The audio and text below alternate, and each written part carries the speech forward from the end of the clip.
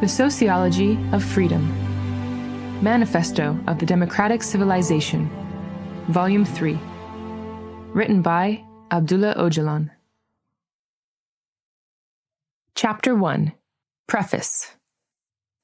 This, the third major part of the main defense that I'm trying to prepare for my case at the European Court of Human Rights, addresses the ruling that the case be reopened. This volume both continues and complements the two previous volumes. The overall aim of those volumes was to clarify the nature of power and capitalist modernity. Power was defined as tools of force based on human endeavor and essentially constructed with the intention to extort surplus product and surplus value. The apparatuses of power, comprehensively constructed in various forms, are ultimately repressive mechanisms constructed to control human labor. In the modern era, conceptualized as the capitalist system, society is confronted with these mechanisms in their most advanced form. In the current circumstances, the capitalist system, also referred to as globalization, constitutes a unique phase in what we call the world system of power, or democracy, in the model we are seeking to develop. The reader might well wonder about the relationship between the European Court of Human Rights in its institutional role and a defense of this nature submitted by the individual named Abdullah Öcalan. There certainly is a relationship, a striking one at that. More importantly, without analyzing the civilization system based on Eurocentrism, we cannot analyze the ideological, political, and judicial system referred to as Europe's soft power.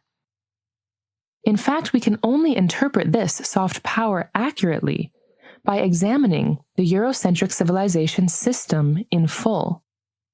We should always keep in mind that the European civilization system has become the most advanced world civilization system of all time.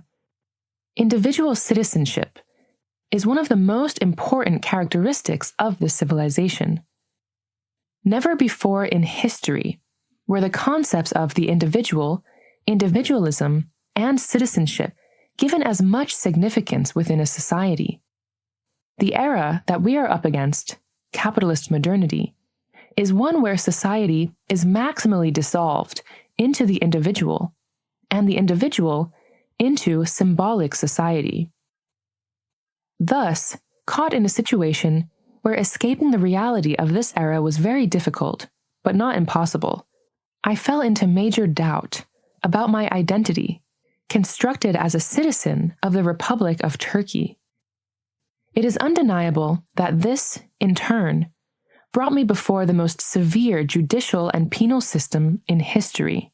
The Republic of Turkey, a signatory to the European Convention of Human Rights, refused to implement the convention's retrial ruling. Furthermore, the Committee of Ministers of the Council of Europe, responsible for monitoring the execution of judgments, decided that the action taken by the Turkish judiciary complied with the requirement of the court's judgment. This decision by the Committee of Ministers was not only a violation of the judiciary, it was scandalous. Several small states admitted during this process at the Committee of Ministers that they agreed to this decision under pressure from larger and more powerful countries, the US among them. This violation is clearly in conflict with their soft power theses. Therefore, for the past 10 years, I have been rendered a person who cannot be tried. In this situation, as a person who cannot receive a fair trial, I am still in the one-person İmralı prison, Bursa, an island prison in the Sea of Marmara, where those sentenced to severe penalties have traditionally been held and left to die. I have never doubted that the period from my arrival to Europe to my imprisonment on İmralı was planned and implemented with the collaboration of the US and the EU, nor have I ever doubted that the role assigned to the Republic of Turkey was anything more than that of prison guard. While this is the stark truth, why the long and winding road? There may be some who think that I judge too harshly. However, the fact that on special orders from NATO, all European airports were closed to the flight that was carrying me on February 2nd, 1999, provides convincing evidence of my abduction by these powers. The newspapers reported on it at the time. Besides, the representative of then-President of the U.S., Bill Clinton, openly stated that I was abducted and taken to Kenya, where I was held under my customary supervision, until I was handed over to Turkey, and that all this happened in collaboration with the U.S.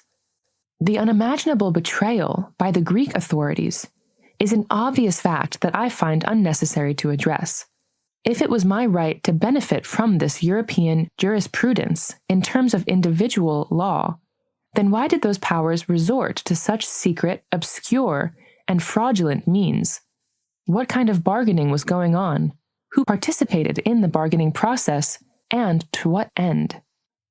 Under the rule of Europe and the US, history has seen terrible colonial wars and witch hunts, denominational and national wars, class conflict, and ideological struggles. Perhaps my experience within this blood-soaked portrait of history is just a drop in the ocean, but it is important, and it does need to be clarified. First, I must say that I reject the abstraction of individuals from their social identity.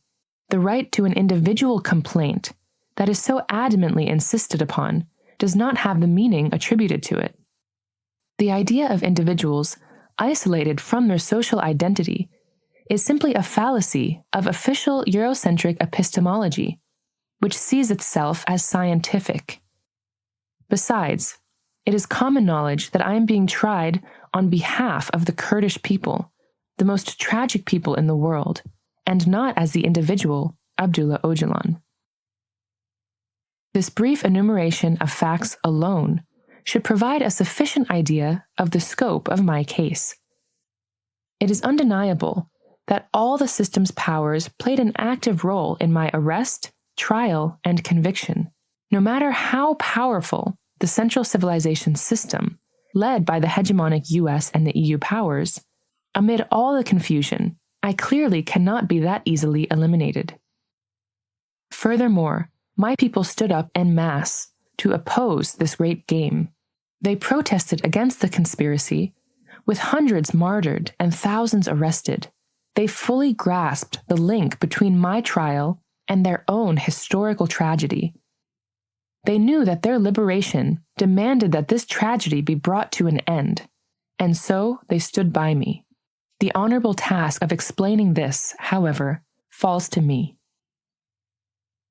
So, evidently, without clarifying all of the dimensions of my social identity, which forms the reality of our people who have been subjected to perhaps the greatest tyranny and exploitation at the hands of a 5,000-year-old Central Civilization system, I cannot easily elucidate the crux of my trial.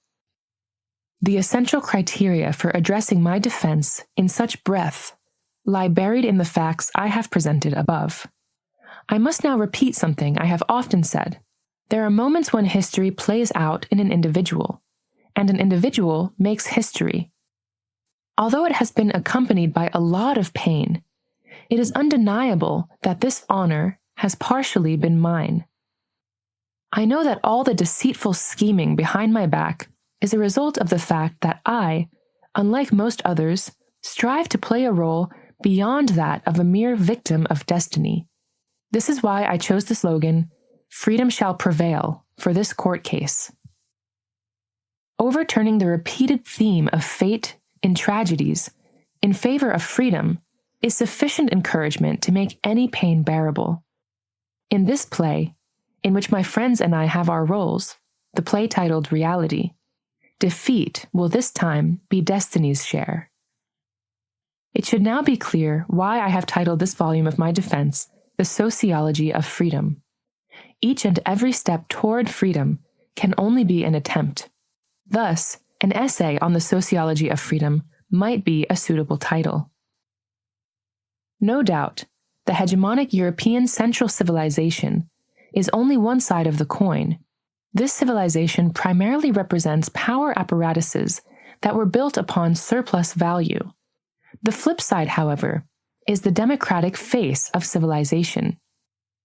The ideas at the base of this defense draw on the legacy of democratic civilization. From the trial of Socrates to mine, I am passionately devoted to the legacy of all the numerous fighters, including ours, who have struggled for their ideas and morals, for their peoples and communes. I hope to contribute to this legacy, even though it may be just a drop in the ocean. These monuments of humanity constitute the main building blocks for my defense. However, their true historical foundation is the 5,000-year-old wisdom of the East and a tradition of democratic behavior. Without this background in mind, it is impossible to write a universal history of humanity, or more importantly, meaningfully evaluate the present. The main theme of my defense is that the march of history and of society progresses more freely in the democratic civilization system, and that a life that rests on the right foundations is a better and more beautiful life for individuals. It may be elucidating and encourage the reader to forgive some shortcomings if I say a few words about my writing technique. In solitary confinement, I am only allowed one book, one magazine, and one newspaper in my cell at any given time. Thus, it was impossible for me to take notes or to quote from my sources.